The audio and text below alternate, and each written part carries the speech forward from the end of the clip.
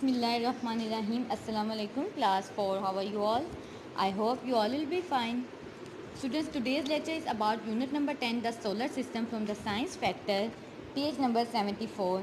In this lesson, we will learn about space, nebula and galaxies. हमारा previous lecture था solar system के according, हमने उसमें solar system पढ़ा, निज़ाम शमसी. अब हम पढ़ेंगे स्पेस क्या है. आपके सामने जो पिक्चर है वो स्पेस की है.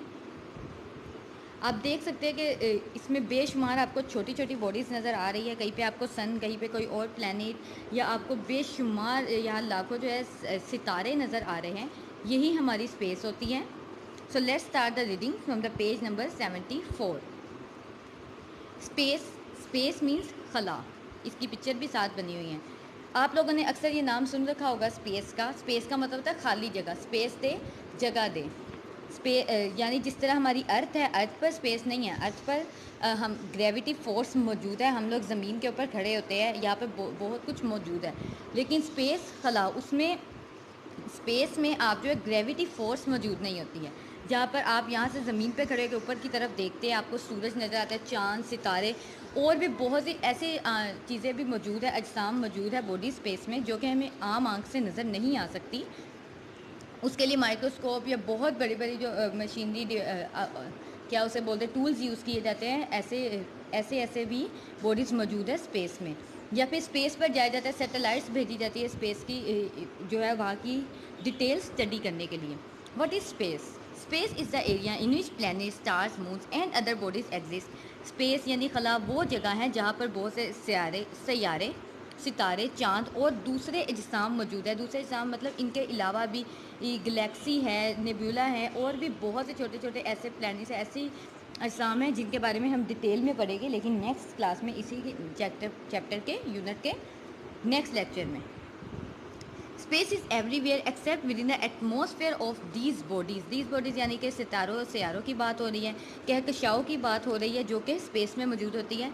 हर जगह स्पेस मौजूद है, हर जगह खला मौजूद है, सिवाय इसके इन जो ये बॉडीज़ हैं, जैसे चाँद, सितारे हैं, सूरज है, या दूसरे सैयारे हैं जिनके बारे में हम पढ़ चुके हैं. मरकरी है, यूरेनस है, जुपिटर है, और सो ऑन जैसे भी प्लैनेट्स हैं. इनके अंदर, इन प्लैनेट्स के अंदर स्पेस मौजूद नहीं है. इनके अंदर बिल्कुल भी खला नहीं है. इसके अलावा हर जगह स्पेस मौजूद है. You may have heard that space is vacuum.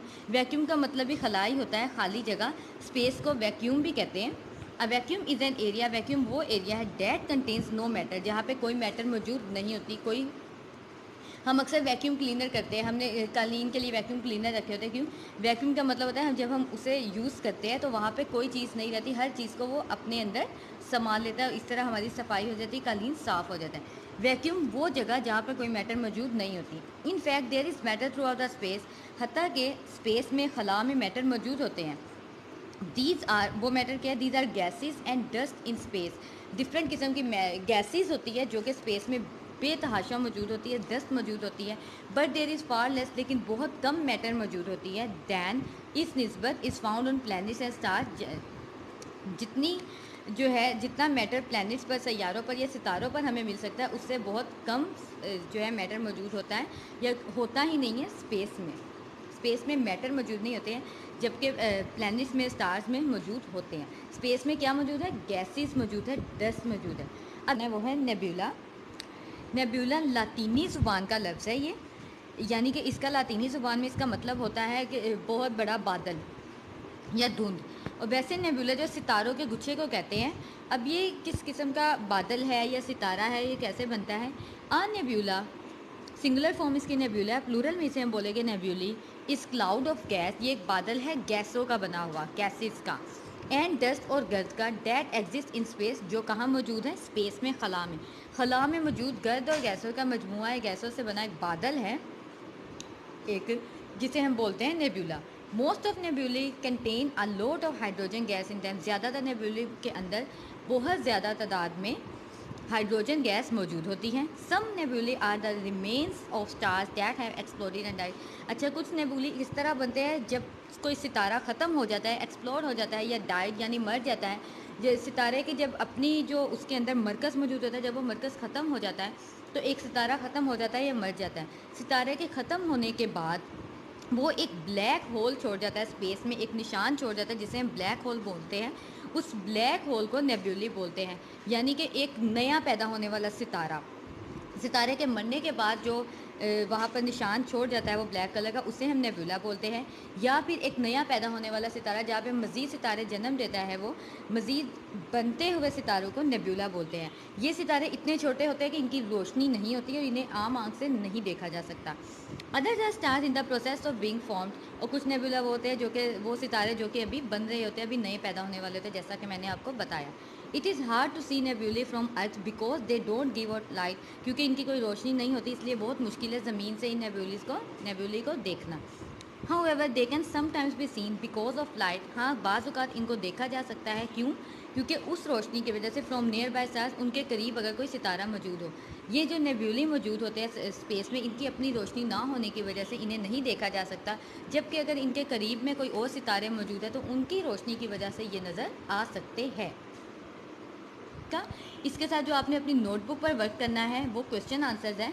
2 question answer हम अपने राइट करेंगे। पेज नंबर 75 पर आप देखेंगे बुक में, learning is fun, what is axis of the earth. ज़मीन के एक्सिस क्या है? हमने जब रीडिंग की हमने पढ़ा था, अर्थ के एक्सिस होते हैं नॉर्थ पोल और साउथ पोल, जिस पर बना होता है, जिसके इर्द गिर्द ये स्पिन करती हैं।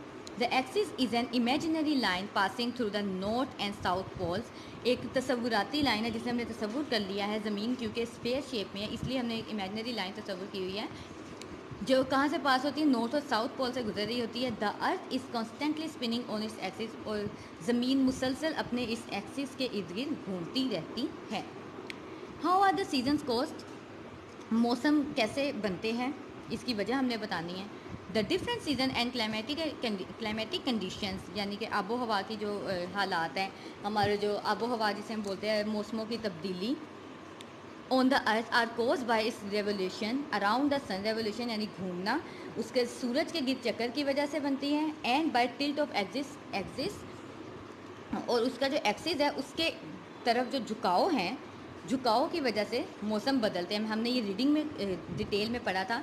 ज़मीन जब स्पिन करती है तो स्पिन करते हुए जब वो एक्सिस के गिर्द घूमती रहती है, घूमने की वजह से जो उसका टिल्ट होता है सूरज की जानिब जब होता है ज़्यादा, तो उस पर सूरज की ज़्यादा रोशनी पड़ती है, जिसकी वजह से समर का सीज़न आता है जब रेवोल्यूशन, क्योंकि मुसलसल वो रेवोल्यूशन में भी होती है, ज़मीन सूरज के गिर्द चक्कर भी लगा रही होती है, तो जब ज़मीन का कुछ हिस्सा सूरज के सामने होता है तो गर्मी होती है, और जो हिस्सा सूरज के सामने नहीं होता, बैक पर होता है, ज़मीन का जो बैक वाला हिस्सा है जिस पर इक्वेटर का एक हिस्सा, इक्वेटर होता है, ज़मीन के 2 हिस्से हो गए, जब वो रिवॉल्व करती है सूरज के इर्द गिर्द, तो जिस हिस्से पर सूरज की रोशनी होती है वहाँ पर गर्मी होती है, जिस पर नहीं होगी, जिस तरफ सूरज की लाइट नहीं पड़ेगी तो वहाँ पर सर्दी रहेगी। यूं ही रेवोल्यूशन उसकी चलती रहती है और एक साल गुजर जाता है और उस साल में मुख्तलिफ़ किस्म के हमें मौसम मिलते हैं।